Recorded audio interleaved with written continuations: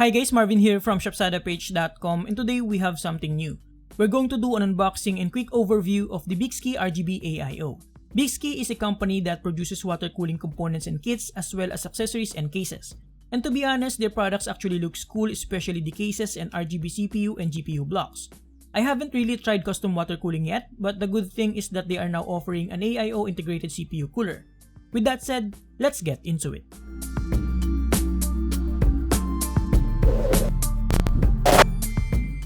So right here I have the packaging for the Bykski RGB AIO, and what we have here is the 240mm version. In front we have a preview of the product, and as you can tell, it has addressable RGB fans by the looks of the colors as well as the illumination on the actual pump itself. Later I will show you a nice b-roll of the aesthetics of this AIO. Right here we have the key features of this AIO, and here we have a 3-year guarantee. I actually checked on their page and it is indeed indicated that it has a 3-year manufacturer warranty. At the side of the box, we can see here that the RGB implementation on this AIO is compatible with major RGB software such as ASUS AuroSync, MSI's Mystic Light, and Astrax Polychrome Sync. No details about Aorus RGB Fusion, but I will test that out on the full review since I will be changing to an Aorus motherboard soon. On the other side of the box, we have some guidelines right here to make sure you don't mess this up, as well as information that it is compatible with both Intel and AMD, which is already to be expected. At the back of the box, we have the complete specifications and compatibility information of this AIO. Right here, we have the specifications of the included fans. So the fans only have up to 1500 RPM, but at least it has a 64.8 CFM, which is the amount of airflow it can push through the radiator. The rated voltage is 12 volts for the fan and 5 volts for the LED since it is an addressable RGB LED. Now for the pump itself, the speed is up to 2300 RPM, which is a tad better than what I'm using right now. Aside from that, we have all the specifications right here for your reference, especially the compatibility with mounting brackets from Intel and AMD. And lastly, on the right side, we have a preview of the fans, which we'll take a closer look at shortly. Now with the specifications out of the way, let's see what comes in the package. Inside the box, we have a plastic full of screws and brackets here. Let me just open it up. First, we have a set of screws right here that includes some screws for the radiator. Next, we have 4 screws for Intel LGA 2011 and 2066. Then we have this thing that I assume we can use to tighten the screws that I previously showed you. Next, we have a couple of brackets for Intel processors made of solid metal. And of course, a couple of brackets too for AMD processors with the same metal construction. Then we have a plastic backplate here for Intel processors and 4 screws to mount the radiator on a case. And lastly, from the plastic bag, we have a decent amount of thermal paste right here. Inside the box, we also have a rather small installation guide right here, but it looks like the instructions are easy to understand with substantial legends and illustrations.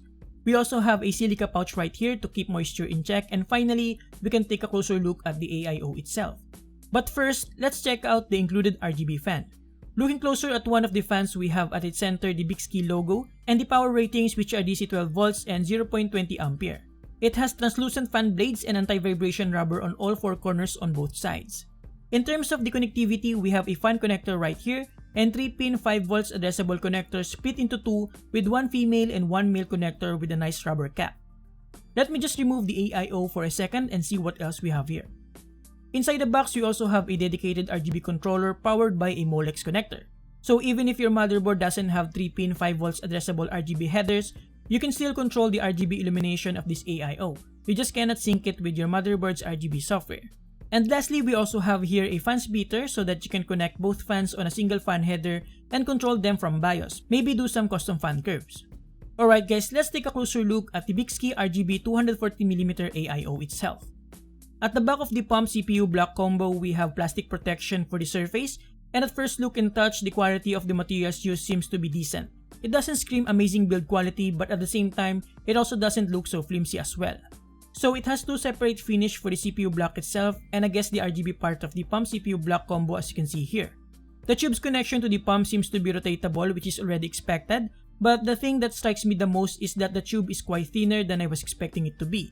But we'll see on the full review how it will actually perform. Now, looking closer at the front of the pump CPU block combo, we have at the center the Bykski logo and a nice hexagon pattern design with circular lining for that RGB illumination that I will show to you later.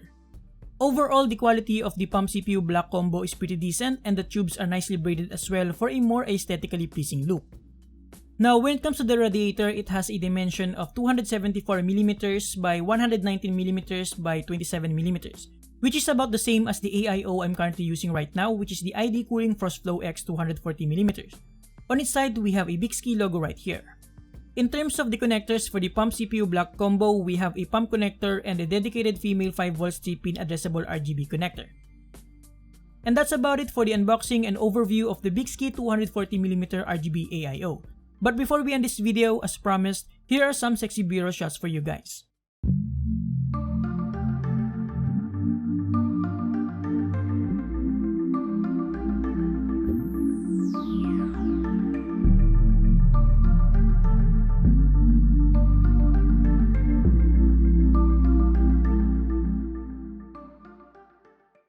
And there you have it guys, thank you for watching. I will install this AIO on my new motherboard.